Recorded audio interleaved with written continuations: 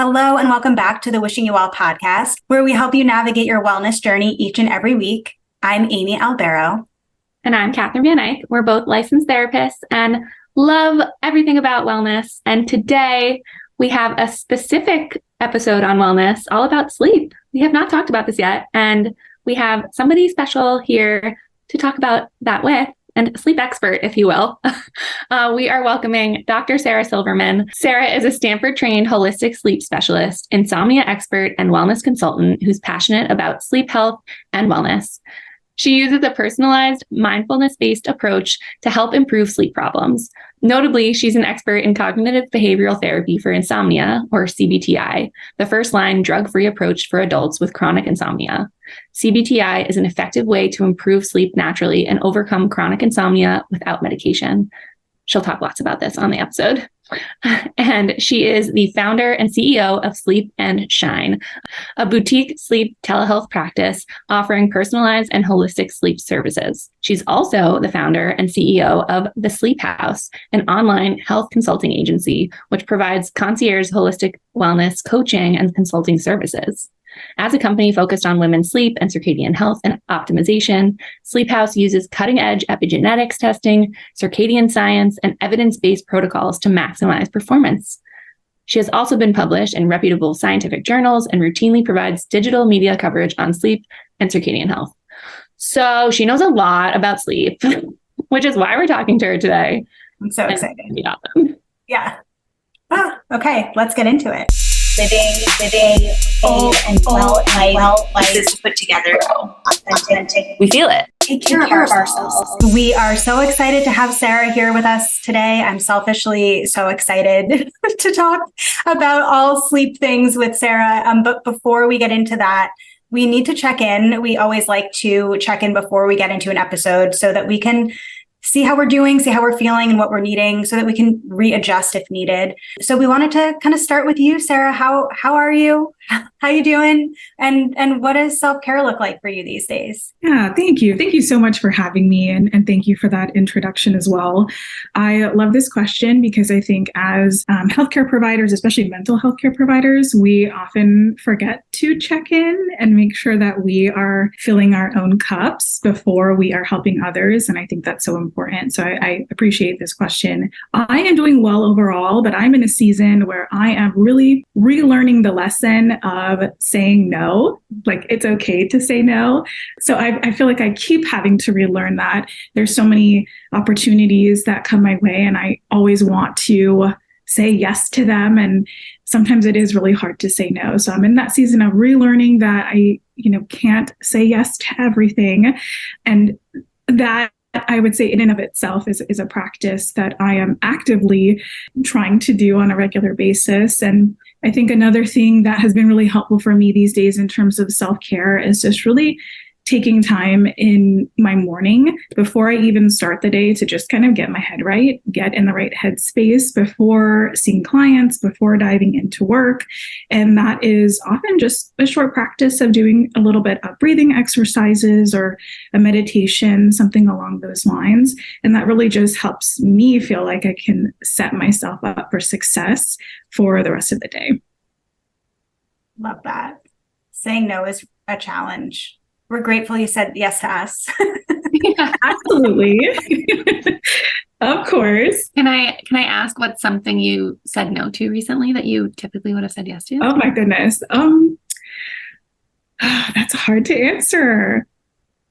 I would say I had to turn down actually another couple of interviews just because this month, for whatever reason, I guess because it's just back to school and everybody kind of getting into the swing of things, I had an influx of requests. So yeah, I would say a couple podcast interviews. We'll be doing them, but we're pushing them back a little bit. Mm. Oh, we feel extra special now. Thanks. Catherine, how about you? How are you doing? What is your self-care this week looking like? I'm doing pretty well. Actually, I'm saying that, like, I don't know, kind of weirdly, I guess, when I even just said that. Mainly because at the end of last week, I was like so drained and so depleted. And so I really thought that that was going to carry out throughout this week too. And it didn't. And I've had a lot more energy this week. I've just felt a lot better and a lot more like me. So I've just been riding that out, but not riding it out, like pushing myself, riding it out, like riding it out and just like taking it for what it is. And that's been really nice. That's been really nice to just like feel good and like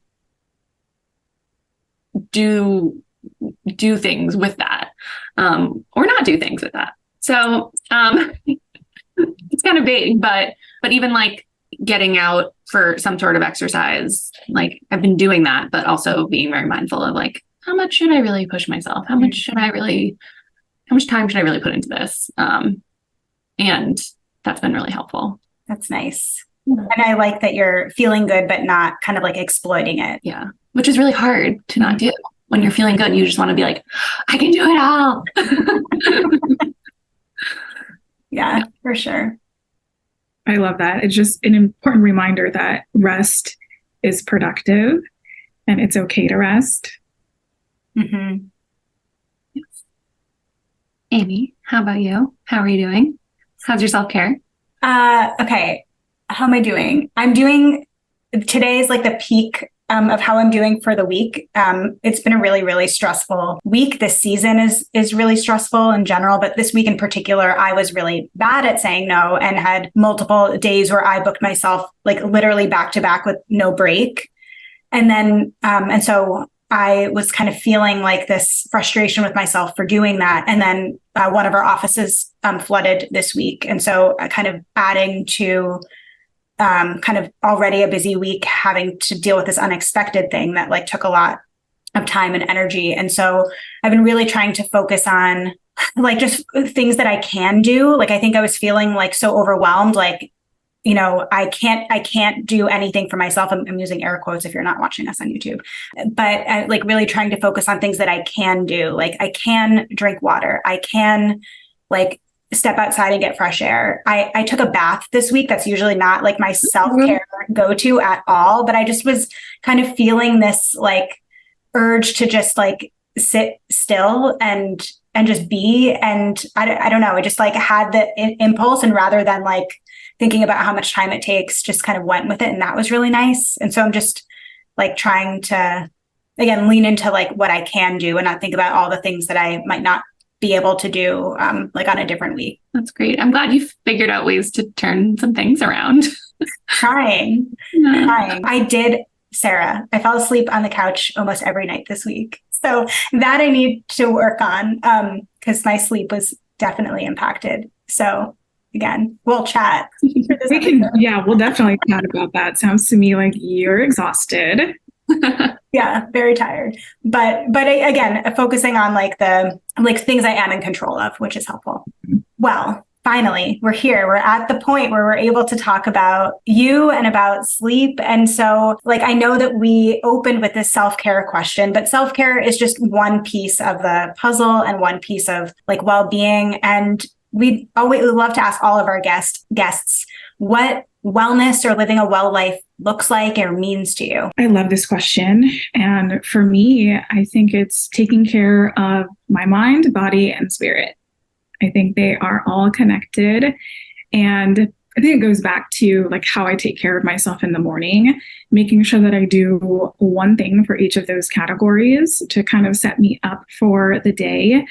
And I think the mind piece, that of course can look a number of different ways. Sometimes it is journaling or just kind of writing down. My favorite thing is actually to do a gratitude journal, just jot down 3 things in the morning that I'm grateful for to kind of set the tone for the day and get my mind right. For the body piece, usually for me, that is either going for a walk outside with my doggy, or it is also focusing on my breathing. So actually kind of changing my physiology to reduce any tension that I wake up with or any stress that, I might have as I look forward to the day. So that kind of gets my nervous system in a much more calm state. And then the spirit piece, I think that also looks a number of different ways. Sometimes it's just hanging out with my dog and maybe just petting her for a little bit. Sometimes it's like a 1-minute dance party just to, kind of shake things out. So that to me is what living a well life looks like. The mind, body, and spirit all influencing each other and taking care of the three. What's your dog's name? Thank you for asking. Her name is Fancy, like fancy pants, and she's Maltese. So cute. Well, I'd enjoy. I totally get how the presence of a dog can even just like influence your mind, body, and spirit too. That's so powerful. Yes, absolutely. She is I don't have any human children yet, so she is my child. I'm one of those people. But I love how your idea of wellness or living a well life is that mind, body, spirit piece. But the ways that you achieve that aren't kind of complicated. They aren't that complicated. They are kind of more like simple. And I love that because sometimes I feel like, Catherine and I talk about this a lot on this podcast. It's why we created it, because wellness can feel so aspirational and so out of reach, and it doesn't necessarily need to be. And so I love that that's reflected in your view of wellness too. Yeah. And you bring up a really great point, because I do think, especially in the wellness space, a lot of it is like very aspirational. And I often am saying this a lot when I'm working with my sleep clients. Keeping it really simple is often the best approach, because it's going to be the most sustainable approach in the long term as well. Sometimes we make things so complicated, it becomes really overwhelming. And some of the most straightforward things can actually be the most powerful, especially when it comes to our sleep. Ooh. Well, I can't wait to dig into that a little bit, especially since we're here to talk about sleep. So let's do it. Let's take a step back with it. Can you define for our listeners, what sleep hygiene is? Yeah, great question. There are a lot of misconceptions about sleep hygiene. So sleep hygiene in a nutshell are healthy sleep habits. So things like really ensuring that you have a good sleep environment. So keeping your bedroom dark, a cool temperature, quiet, making sure you have a comfortable mattress, also making sure that you feel safe in your bedroom. I think that's also a big piece too.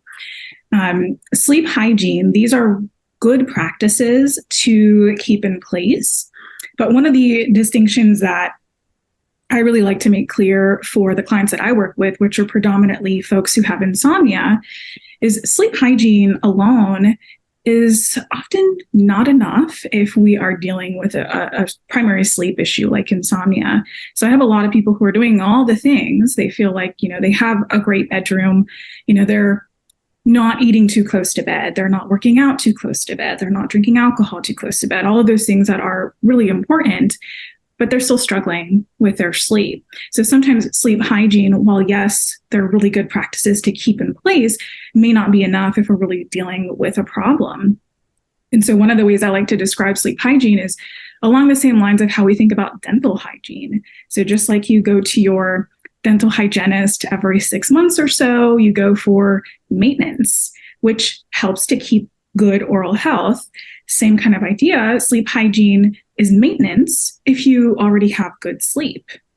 If you are really struggling with your sleep hygiene alone isn't going to cut it for most folks. So sometimes we need to be doing more, but I want to also say it's not so much about doing more things, it's learning the right things, learning the right skills that have been shown to be effective for overcoming a problem like insomnia. So sleep hygiene is great. We definitely want to be doing all of those wonderful things. They're important. Also, keeping a consistent sleep schedule, that's also a big one. But sometimes it is not enough. And I know a lot of folks get frustrated when they try all the sleep hygiene steps, and maybe it's not enough to really see a change in their sleep.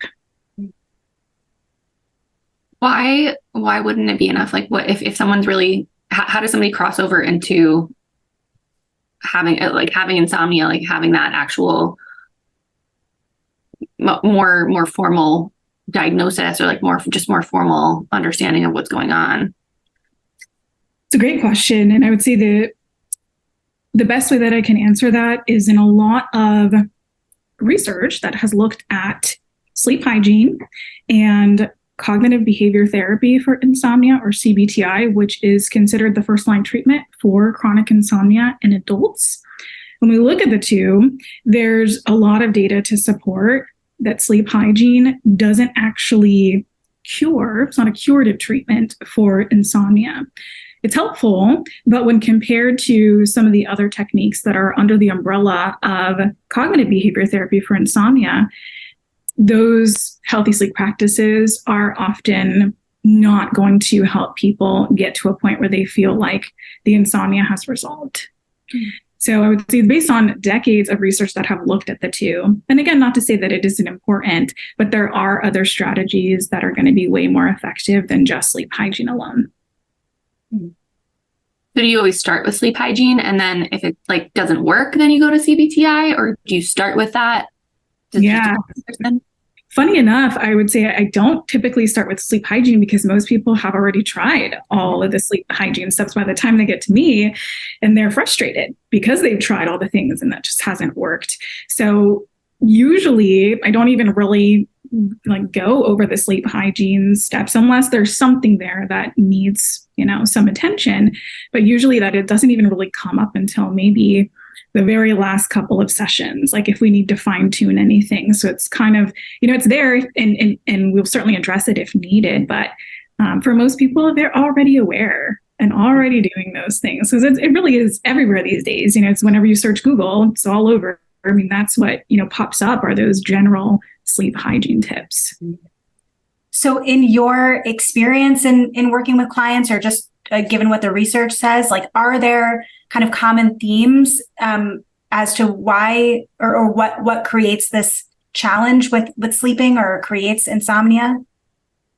Yeah, and I would say it really depends on the individual in terms of what is the catalyst for really getting someone to that point where they have a chronic issue. But I'd say sometimes it is trying all of these things and really getting frustrated with them not working. That often kind of perpetuates the problem. Or, what I find is a lot of people will try some of the sleep hygiene tips or general sleep advice, and they'll try them for, maybe a couple weeks or so. That often sometimes isn't enough time to really see change either. And then they automatically start to label themselves. They create this identity like they're, a poor sleeper, they're a bad sleeper, this is always going to be this way. And then once there's the label around sleep and that identity develops, I think for a lot of people, it's losing confidence in their ability to sleep. That's something that I often see, especially in women. So I think it's knowing that there are things that you can do, which are important. But then I also think sometimes trying all of those things or getting overwhelmed with all of those steps can sometimes backfire because it leads to a shift in your relationship with sleep. I might be getting ahead of us in some way, but I feel like that must be where the CBT-i comes in, because CBT is such a common intervention or framework in working with individuals with anxiety or with depression, and really helping to shift thoughts and emotions and behaviors. And so I imagine there's something to that identity piece or the perception relationship to sleep too, where CBT-i could be so helpful. Yeah, absolutely. And I think in the therapy world, there are a lot of acronyms. And so a lot of folks don't realize CBT is one approach, and it can be really great for anxiety, for depression, for panic disorder, for a lot of different issues. When we really take the foundation of CBT and apply it towards insomnia and sleep, it very much is addressing any negative thoughts or beliefs around sleep. But I would say at the end of the day, it's learning how to shift that identity and really building confidence in your natural sleep ability. So yeah, it can be really effective for helping people shift their mindset around sleep over time. I might be projecting here because here's the identity piece. I struggle so much with sleep, but it feels like so many people struggle with sleep. I don't know if it would necessarily be diagnosed as insomnia, but it does feel like sleep doesn't come easy to many people. Is that true? First, yeah. Is it prevalent? And why do you think that's the case? Yeah, I do think that is true. I do think it's very prevalent, and many different reasons for this as well, depending on the person. But I think one of the biggest reasons is, we are just leading very busy lives and sometimes don't really have the chance to prioritize our own self-care and our own me time. And I know, especially for a lot of women, juggling many different responsibilities, kids, partner, the list goes on. It's busy, busy, busy throughout the day, rushing. And then it's, the expectation that we're just going to get into bed and it's going to happen for us. And unfortunately, our brains need to be in a rest and digest state in order for sleep to unfold. So sometimes, and this is sometimes easier said than done, but sometimes we really have to make it a point, even if it's like 15 minutes, just to allow the mind and body to get to a more relaxed state before bed.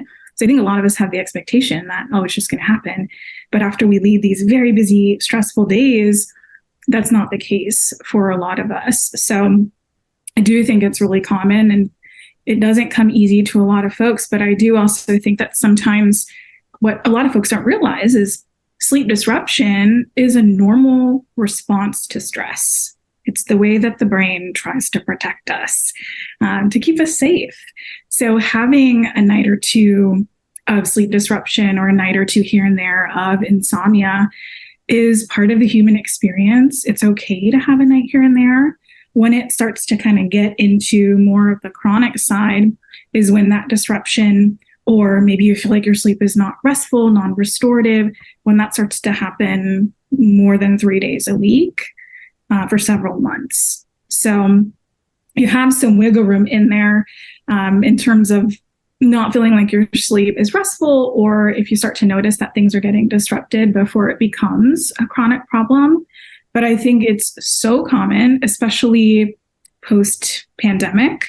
I certainly think that the numbers that we once had in terms of insomnia, I think they're so much higher now. And a lot of folks are really struggling with their sleep. It's the one thing that often goes because we are overstimulated in general as a society, and then also not giving ourselves time to really prioritize that wind down routine. I mean, it's probably why there are all those wearables out there right now too, right? Like my husband has an Oura ring and he loves it.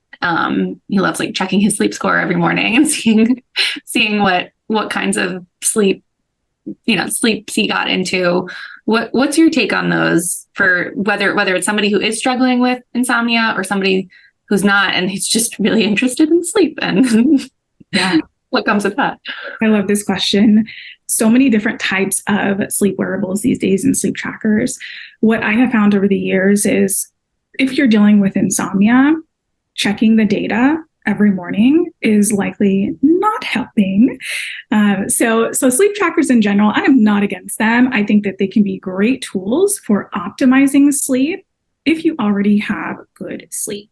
So if you're already, sleeping well generally, the sleep wearables can help to optimize your sleep and, of course, give you a picture and a lay of the land of what's happening. But for a lot of folks with insomnia, or those who just have a lot of anxiety about their sleep or worry about their sleep, sometimes knowing that data can really backfire. So again, another thing that it really depends on the person. Some people love looking at the data and it doesn't further increase their worry about their sleep. And to that I say, use it. Use them and use them as a great way to track trends over time. A lot of these wearables are really great for noticing patterns and trends over time. What they're not so great at are the individual sleep stages. So to that, I often say, take the individual sleep stages with a grain of salt. Say the Oura Ring is probably the most advanced in terms of the accuracy, but most wearables are on average only about 40 to 60% accurate when it comes to those individual sleep stages. So good to kind of see the overall picture, but if someone is obsessing over the data every morning and they have to know like how much time they spent in REM sleep versus deep sleep versus being awake, those details are probably not accurate. So, and depends on the person, can be really great for optimizing sleep, but can often backfire if you're really struggling with your sleep. That makes a lot of sense. I mean, if you're somebody that's trying to lose weight and you step on the scale every day, probably not making you feel great, but over time, looking at trends, looking at it, exactly. every few weeks, every month, that could sit with you. It's different. Mm-hmm. Yeah, and actually, this is not a diagnostic term, but what has now been coined orthosomnia, or unhealthy obsession with tracking sleep, because it becomes this performance anxiety around sleep. You have to perform well, you have to sleep well every night. And, I've had a number of clients over the years who would use multiple wearables, use the Oura Ring, the Whoop, Apple Watch, Fitbit, like all together. And I have to say, you know what? Let's use them just for steps and HRV and all of those other, good metrics. But how about let's see how you feel without checking the data. And oftentimes, sleep or insomnia actually improves once that performance piece is removed. And a lot of, high achievers, high performers, I find that they are often checking the data too. So yeah, it's one of those things where it can be an incredibly helpful tool, but with some boundaries. And so there is this emphasis on sleep, on sleeping well. And why, I guess, should we care about sleeping well? Why does it matter? What are like the long-term effects of maybe not sleeping well, sleeping poorly, dealing with insomnia? Yeah, I think it would be really helpful to make the distinction between having insomnia and sleep deprivation, because they are very similar, but they're actually two completely separate problems. And a lot of people who have insomnia, they'll look at, a lot of the stuff that's out there that talks about, well, if you don't get, 8 hours of sleep, you're going to be at risk for all of these health issues. And so I think it really helps to kind of tease the two apart, because oftentimes a lot of that data, especially the stuff that gets perpetuated in the media, is referring to chronic sleep deprivation, not insomnia. So with insomnia, the key difference is you typically have adequate or ample opportunity to sleep. So nothing is really getting in the way of your opportunity, but for some reason, your ability to sleep is reduced. And of course, there are many different causes for insomnia, but I would say the most common is often stress related or anxiety, could also be sleep anxiety or having a fear of sleep. And so because of that stress or anxiety, the ability to sleep gets reduced. With sleep deprivation, on the other hand, there's typically something interfering with your opportunity to sleep.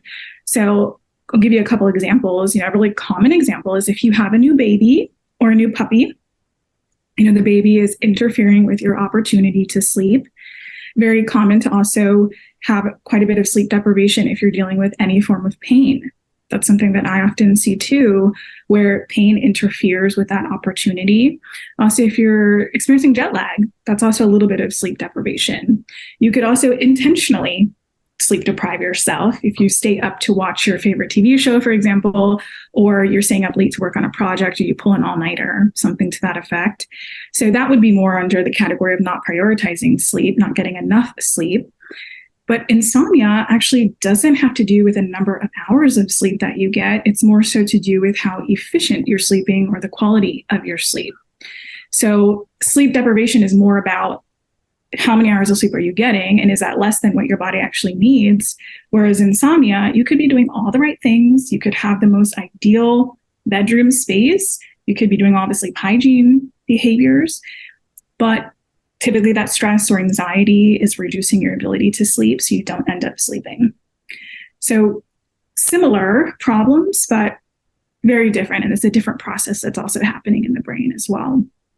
So in terms of the long-term implications, things like increased risk for heart problems, so heart attack, stroke, diabetes, also dementia and cognitive issues, things that often do get talked about in the media.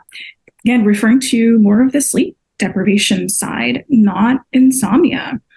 And, I would say someone who, for example, is a shift worker, so maybe someone who works a night shift for 40 plus years, they're going to be at risk for some of those very serious health conditions down the line. We just haven't found that data when it comes to insomnia. What we have found is insomnia does increase the risk for anxiety and depression. So there is a strong correlation between mental health and insomnia. But as far as the physical side of things, we haven't found that to be consistent for insomnia. So I think it's helpful to kind of tease apart the two and to really, check in, because some people could be experiencing both. But I think it's often really helpful when working with folks with insomnia to really define the two, because a lot of them will realize like, okay, we're really targeting more of the stress and anxiety piece, and there's less of that pressure to have to achieve a certain number of hours of sleep. Oh, I'm so glad you made that distinction, because I figured that the two were one and the same as far as what the long-term impacts were. Yeah, you're not alone there. I think it's often like I see like the epiphany happen for a lot of folks because it doesn't really get talked about. And it's one of those things where I think it's so helpful to make that distinction because, I'll read things and I wish I could just shout from the rooftops, like, this isn't referring to insomnia, because I have a lot of people who will read that and they'll get even more worried about their sleep once they read those consequences. And that's not necessarily true for having insomnia. Amy, did you just get this like weight lifted off of you? No, it made me more nervous because I think it's a little bit of both. Oh. Well, you're not alone, Amy. Yeah. So many women who are experiencing a little bit of both, maybe some of that stress, anxiety around sleep, and maybe not being able to fall asleep when you'd like to, or get back to sleep when you'd like to. Then also your sleep may get disrupted, whether it's kids or pets or partner. That's also a big one too, if your partner snores or if there's any noise interruption. So yeah, very common to be experiencing both. My husband was like laughing in his sleep in the middle of the night last night, which was the thing that woke me up today. Well, what I will say is like sleep talking or laughing or making any, noise during the night, it's typically benign, nothing to worry about. But yeah, that can definitely be disruptive. It was. I'm hearing you reference women's sleep a lot, and I know that your company is focused on women's sleep. Can you share a little bit about the difference between like circadian rhythm or any other general differences between men and women's sleep? Mm-hmm. Yeah, thank you for this question. I decided to specialize in women's sleep health because I feel like our sleep has been neglected in a lot of the research that's out there. So what I have found over the years is sleep, and especially insomnia, looks a little bit different for women and men. So in terms of the circadian rhythm, we all have our own internal body clock or our circadian rhythm, and everyone has their own unique rhythm. This is also something I'm really passionate about because it doesn't get talked about enough. Our society, I guess you could say, assumes that we are all sleeping between like 10 to 6 or 11 to 7. And we actually have very unique sleep schedules. It's going to vary from person to person. So some people are really early birds, so they'll fall asleep really early and wake up, very early. And then there are some people who are natural night owls who fall asleep much later and wake up much later. And so there's this variability across the night in terms of your circadian rhythm, and it really speaks to the timing of when you might fall asleep and wake up. So that is going to look different for everybody. What I often see in terms of the difference between women and men's sleep is women are going to be more affected by the hormonal shifts that happen throughout the month. And then, of course, during the lovely perimenopause and menopause years when there are a lot of changes happening. So men in general, they run on a 24-hour hormonal cycle. Women have a 28 to 32-day hormonal cycle. So men have the ability to shift through their hormones a lot quicker than women. And for that reason, I think women often see those changes, I'd say first with their sleep, depending on where they're at in their monthly cycle, if they are still menstruating. But there are also a lot of changes that do happen during the perimenopause, menopause years as well. So just as an example, I'd say the biggest change that I often see in a lot of women is the week before your monthly period is often prime time to experience more sleep disruption. So for most women, it's usually the 3 to 5 days before you get your monthly period, where that's often you have a higher likelihood of experiencing insomnia due to the sharp spike in hormones and then sharp decline. And then it, for many women, will kind of settle on its own as you begin your menstruation cycle.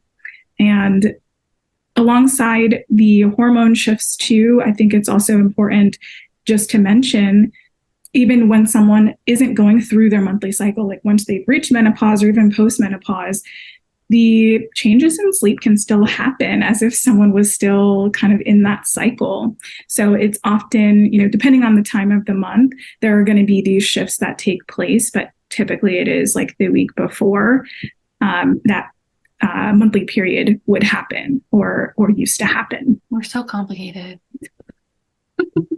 Yes. Yes, we are.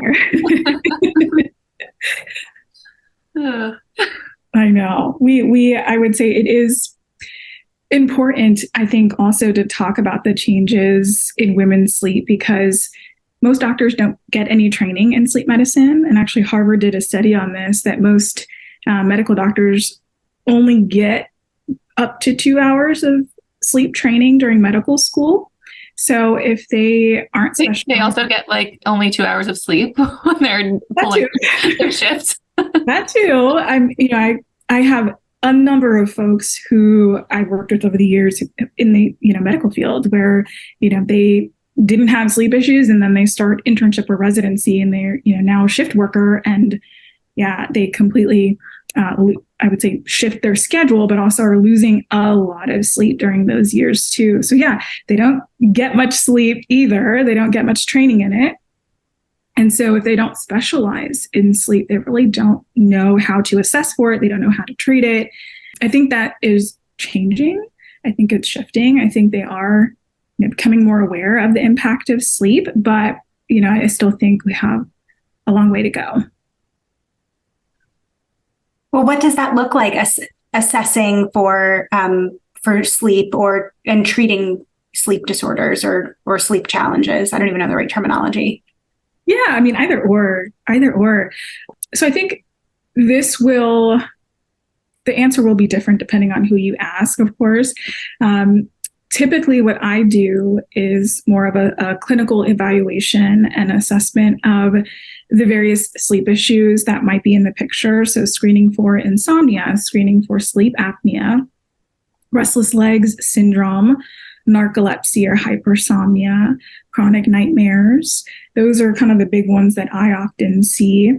And I would say most people would benefit from actually seeking out a sleep specialist to kind of get a more objective assessment of what might be going on with their sleep. Sometimes, I think our society as well has normalized snoring, but oftentimes snoring is actually an indication that something is going on, whether that means there is a sleep disorder in the picture or not. Sometimes it could mean like there's something blocking the nasal cavity. It's worth getting an evaluation and looking into, because snoring is on the spectrum of what's considered sleep disordered breathing. And so sometimes people don't realize this, but snoring fragments your sleep. So you're waking up a lot more throughout the night, whether or not you remember. And then that can lead to non-refreshing sleep in the morning. So of course, it's going to depend on the specialist in terms of how they might evaluate for the various sleep issues. But I kind of do a lay of the land in terms of the most common sleep disorders. And then typically if someone does have maybe something that's more physical in nature, like snoring, or if I suspect sleep apnea or restless legs, then I will refer to a sleep medicine physician. There's so much. Yeah. So if you don't end up referring somebody out, if you take them on, then what's the next step with them? Yeah, so it's going to be unique to each individual. And as you can probably tell, sleep is so unique. And so I always personalize the approach in terms of what's going to be most appropriate for each person. But my formal background is in clinical health psychology, and I also have a traditional private practice as well. So I see people one-on-one. And the next step on more of the traditional side would be to take folks through a CBT-i protocol. And that is often something that I am modifying to meet people where they're at, because sometimes, and you both may find this to be true too, sometimes CBT can be very rigid. And so sometimes, really just making sure you're meeting people where they're at and being able to be a little bit more flexible, I think is really helpful in achieving the best outcomes and the best results for your client. So that would be the next step typically if I'm dealing with someone who has insomnia. For some folks who, say have narcolepsy or hypersomnia, which are going to be on the more rare side of sleep disorders, there's CBT for hypersomnia. So I do that as well. There is also a really great therapy for chronic nightmares called imagery rehearsal therapy. So there are a number of different specific therapies that fall under the umbrella of behavioral sleep medicine or sleep psychology. So it really just depends on the individual. You had mentioned this a few minutes ago and just saying that everyone can kind of benefit from working with like a sleep specialist. But when should someone think about making an appointment? Yeah, I'd say there's two sides to this. So one side being more on the physical side of sleep. If someone is grinding or clenching their teeth while they sleep during the night on a regular basis, or they're actively snoring on a regular basis, so it's persistent, so that's definitely worth seeking out a sleep specialist. So definitely rule out any physical causes of sleep disruption. On the other side of this, I would say a really great screener for insomnia is going to fall under more the anxiety or the worry around sleep. There's actually a really common experience amongst folks who have insomnia, and it's feeling really tired but wired when they get into bed. So body feels really tired, exhausted, but the mind is really overactive and hard to turn off. So that's really common. So that I would say is like one of the first telltale signs that it might be worth seeking out a specialist. If there's any form of anxiety or worry around sleep or fear of going to sleep, or for a lot of people, it's fear being awake at night too, that's definitely a sign. And then a quick screener is also what is called the 30-30-3 rule, meaning if you are taking longer than 30 minutes to fall asleep, and you're waking up during the night for more than 30 minutes, and that's happening 3 or more nights every week, that may be a sign that you may be dealing with insomnia. So that would also be kind of a quick screener to potentially seek out a sleep specialist. It's like I need to be booking an appointment. But those are really helpful indicators. And I like that 30-30-3 rule. That's really kind of helpful to think about from that standpoint. Are there any things that people can do right now to improve their sleep if they are struggling? Absolutely. So I would say consider seeing a sleep specialist if things have been, well, I should say if you've been struggling for more than 3 months. So that's kind of the cutoff for when things become a chronic problem. So I'd say that's the first thing, is consider seeking out a specialist if it's gone to that point and it's now become chronic. As far as things to practice or things to implement to start to improve sleep, this is going to go back to some very straightforward practices, but are actually going to be some of the most effective ways to help get things back on track. So the first thing that I always recommend, and it's often the first place I start, is to actually keep a consistent wake-up time, ideally across 7 days. And the reason for that is because our bodies don't know the difference between Monday through Friday and the weekends. They only know that we're supposed to be on a 24-hour schedule. So keeping that consistent wake-up time each morning helps to set what I like to call an anchor for your day and helps reset your circadian rhythm, your internal body clock. So even on non-work days and weekends, if you can, keep that consistent wake-up time throughout the week. That will really help to regulate things.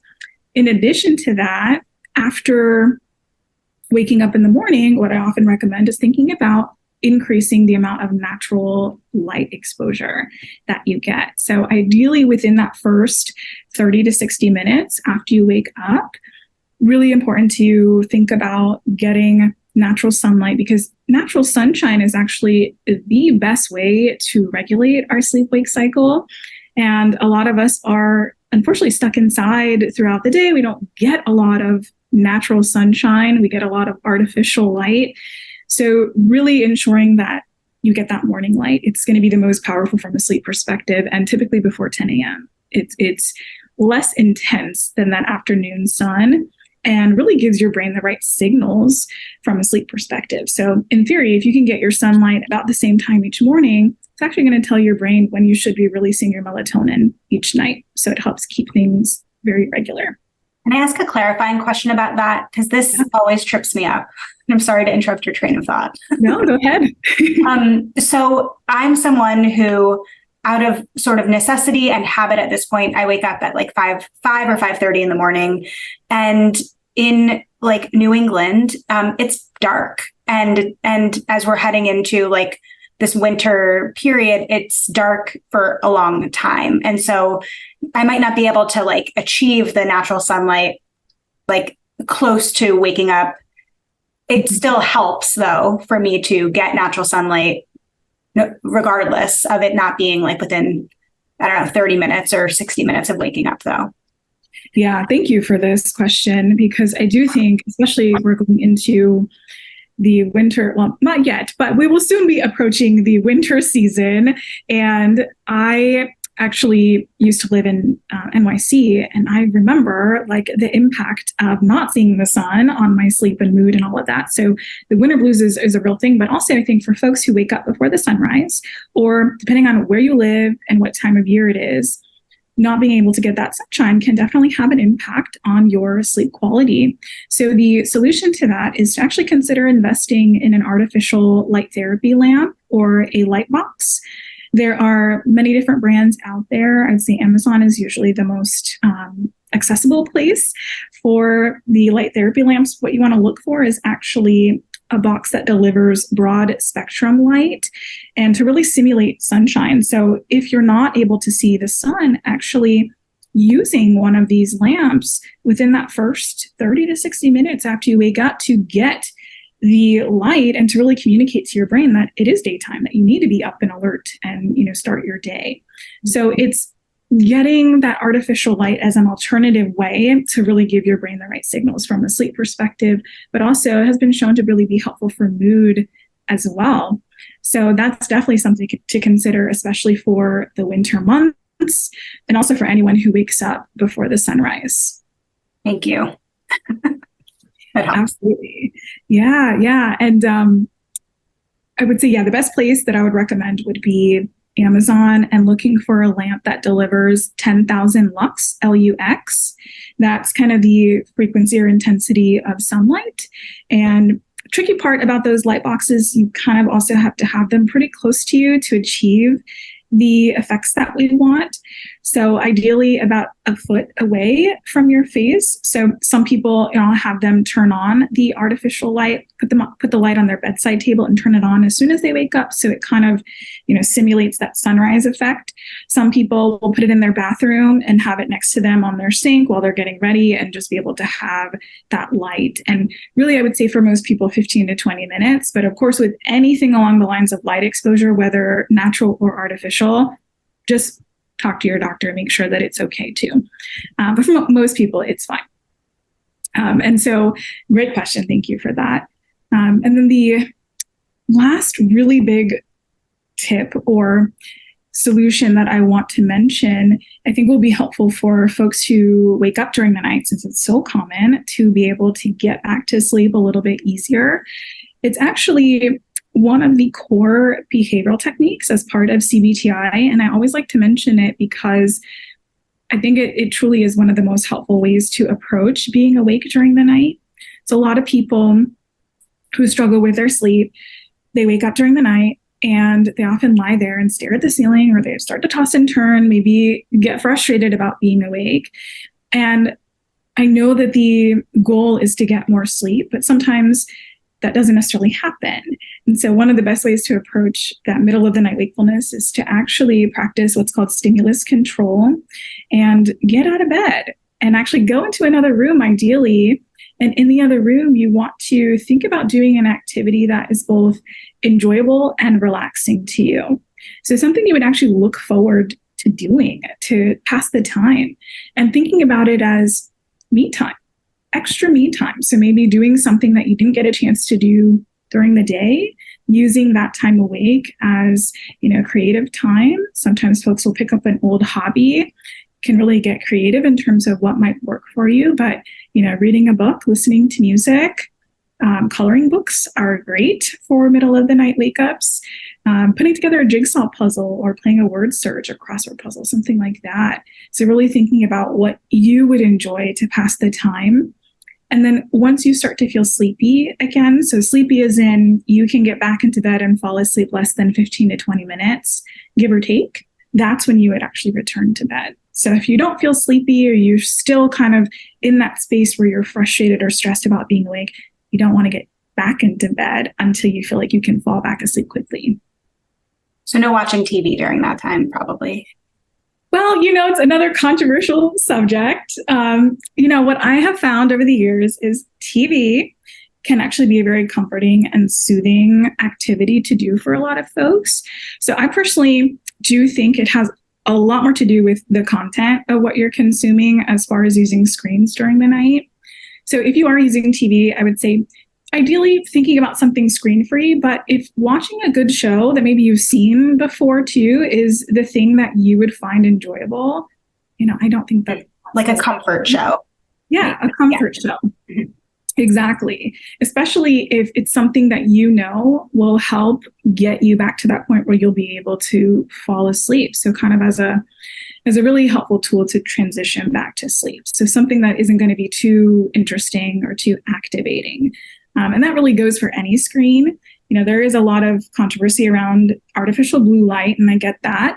So there's one pool that says don't use screens at all. And then there's, the other pool that says, we can be a little bit more flexible. And I would say I'm in that pool. So I think it's more about the content of what you're consuming, whether that's going to make a difference in terms of helping you get back to sleep.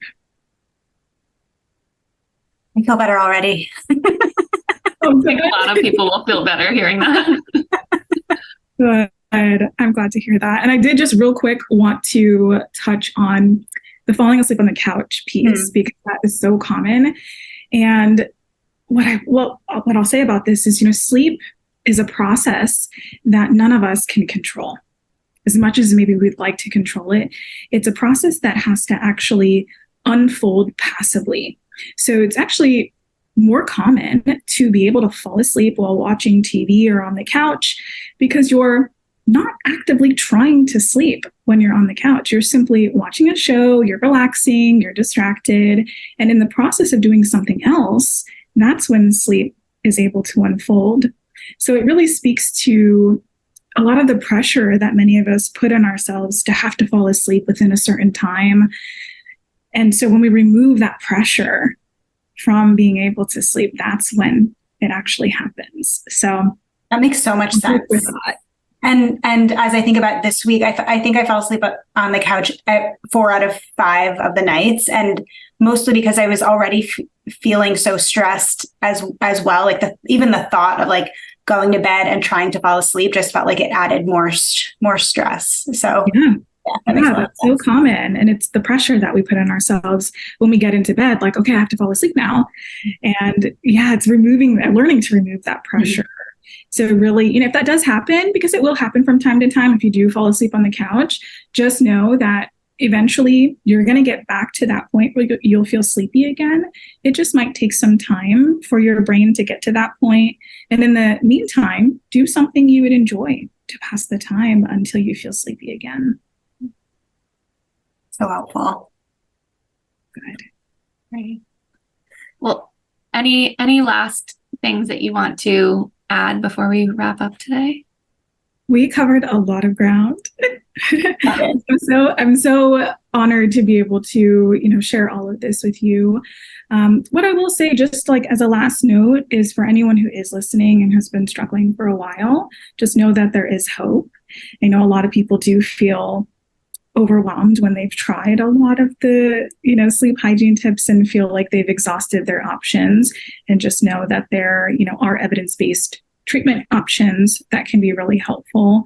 So I think it's just a matter of finding a good fit, finding a sleep specialist near you, which can be hard. I'm not going to lie, there are not many of us, but I can definitely send you some resources. You can pop them in the show notes as well for those who are seeking out sleep specialists and especially insomnia specialists.